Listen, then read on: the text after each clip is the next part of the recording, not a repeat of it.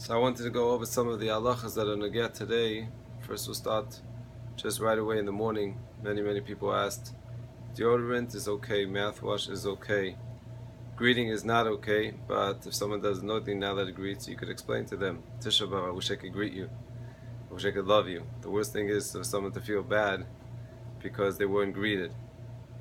Now, the ikr of the day, just one more thing also, if someone is not feeling well, migraines, has to take Advil, anything that's called the michush ba'alma, which is more than the general feeling that a person has when they're fasting, they can break the fast. Certainly pregnant ladies, people that have emotional and mental challenges, they for sure should break the fast because in order to take medicine, because many other, that's mamish pikuach nefesh.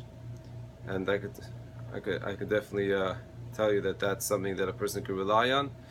The only difference is that per person, it's not that a person just now could eat whatever they want. They should limit it to whatever they need. They don't have to do chatzi shir. The idea of fasting is really, as the Rambam says, to help us reflect on the day. So whether you're fasting or not, the ikr is to try to figure out what are we crying about today. Someone asked me before Eicha, and I was so thankful to him. Because really, you read Eicha, you read the keynotes, listen to videos. A person has to take a few minutes, and it could be even during davening, at some point, start in the morning and say, okay, what am I here in this world for? And therefore, how does it work out with the Beis HaMikdash?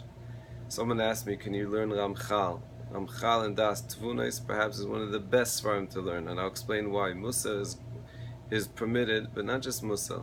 To understand that we're in this world because Hashem created us. He created us because He loves us. And He wants us to get the best hatava, the best pleasure possible. Beis HaMikdash represents oil, Eloki. According to Rabbeinu Yoina, it represents a time when it was in its perfection of Mamad Har Sinai, when we were experiencing literally soul out of body experiences, which is the ultimate experience that we want. We're davening because we want to be Beis HaMikdash, not for the structure, but because we want to re-experience the best pleasure possible, and that's what's going to happen when Mashiach comes. And therefore, any tzor, as I told people, have in mind when whatever you're doing, you're learning Eicha, you're learning Kings, think about two families that are going through the tragedies that we hear about today. Terrible. Overdosing, shalom bayis, kids of the death. The list is so unfortunately so common that it's not hard for a person to reflect and say, wait, are we getting the purpose? Are we experiencing what Hashem wants? No. Halvai through that we should be zeiche to really have the ultimate tikkun. Mirza Hashem will have Mashiach today. And if he comes today or he doesn't come today, the halachas nageh to tonight are the following. Because it's a nidche, so all halachas that usually go until the next day, chatzos, do not apply. So that means washing and music and everything is permitted tonight. However, meat and wine is the only exception. I'll tell you something beautiful. The Nimukei Chaim, the Nimukei Chaim said that there's an Indian to eat a meal tonight.